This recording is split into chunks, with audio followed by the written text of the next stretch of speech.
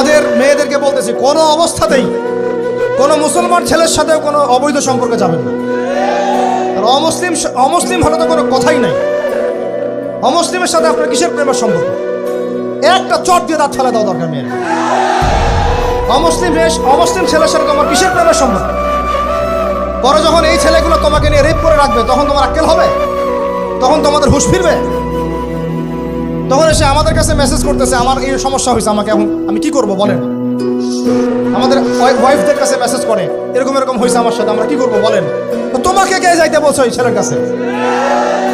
তুমি তোমার ইজ্জত ওখানে, তুমি তোমার পায়জামা কিভাবে খুললা সেখানে? আর কিভাবে বলবো বলেন? তুমি একজন মুসলিম ঘরের মেয়ে, তোমার ইজ্জতের দাম নাই, তোমার সম্মানের দাম নাই, তোমার ইজ্জত আবরুর দাম নাই। তুমি কেমন করে নগ্ন হয়ে বাইরে ঘুরতে পারো?